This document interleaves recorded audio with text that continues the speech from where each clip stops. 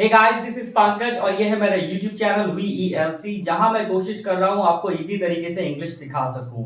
और अगर अभी तक आपने मेरा YouTube चैनल सब्सक्राइब नहीं किया तो प्लीज सब्सक्राइब कर लीजिए ताकि आने वाली वीडियो से आप और अच्छे तरीके से इंग्लिश को सीख सके।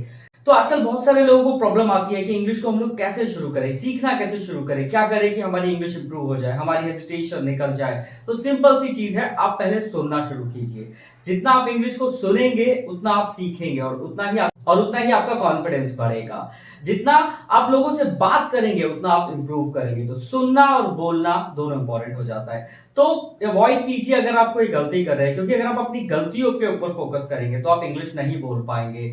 कोशिश कीजिए ऐसे लोग ढूंढने के लिए जो कि आपसे बात कर सकते हैं इंग्लिश के अंदर बिना आपकी गलती निकाले। तो अगर आप ऐसे लोगों को ढूंढ सकते हैं तो आपके लिए बहुत अच्छा होगा। ऐसे दोस्त बनाइए अपने ऑफिस में, स्कूल में, कॉलेज में, और ट्राई कीजिए जितना आप उनसे बोल सकते हैं उतना बोलिए, ताकि जब आप किसी और से मिले तो आप अच्छे से इंग्लिश को बोल सके। तो यहाँ एक प्रॉब्लम मैं लेके आया हूं जो कि ज्यादातर लोगों को इंग्लिश में होती है, नथिंग और एनीथिंग। देखिए व्हाइट बोर्ड पे मैंने लिखा है, आप देख सकते हैं। यहाँ कुछ एग्जांपल्स भी लिखे जिनके थ्रू हम लोग समझेंगे कि इनमें क्या फर्क होता है।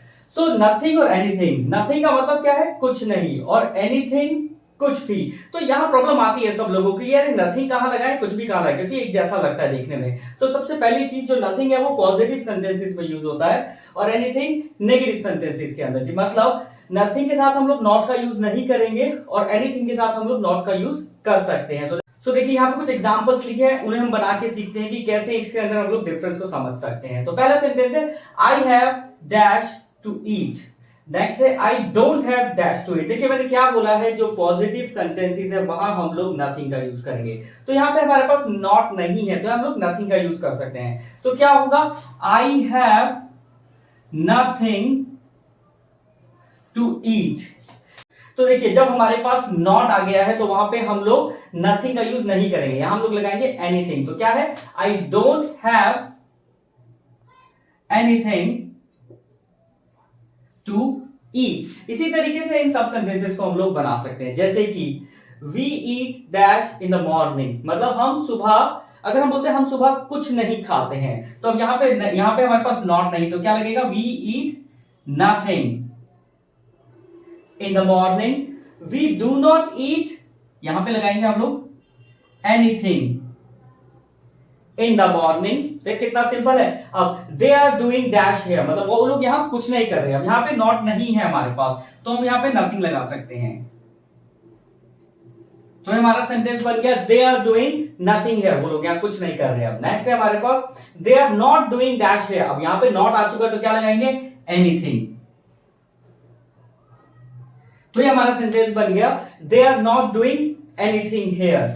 आई बॉट डैश फॉर यू, मैंने आपके लिए कुछ नहीं खरीदा था। यहां पे नॉट नहीं है हमारे पास तो क्या लगाएंगे, I bought nothing for you. अब देखिए यहां पे I did not buy anything for you, यहां पे नॉट आ गया था, यहां पे क्या लगाएंगे, I did not buy anything for you. तो सिंपल है, इस तरीके से आप लोग समझ सकते हैं। जहां नॉट है हमारे पास वहां एनीथिंग लगेगा, जहां नॉट नहीं है वहां नथिंग लगेगा, जब हम बोलना चाहते हैं कुछ भी या कुछ नहीं। तो अब देखिए मैंने यहाँ पे आपके लिए कुछ सेंटेंसेस लिख दिए हैं। यहाँ पे 4 सेंटेंस लिखे हैं, यहाँ नथिंग या एनीथिंग आप लगा सकते हैं और आप खुद इन्हें बना के प्रैक्टिस कीजिए और सीखिए कि इनमें क्या फर्क होता है। और अभी भी आपको कोई प्रॉब्लम आती है तो आप मुझसे कमेंट बॉक्स में पूछ सकते हैं, मैं जरूर आपका रिप्लाई करूंगा। और कोई भी प्रॉब्लम है आप मुझसे कभी भी पूछ सकते हैं। और अगर आपको मेरे वीडियोस अच्छे लग रहे हैं तो प्लीज इस चैनल को सब्सक्राइब कीजिए। Thank you so much.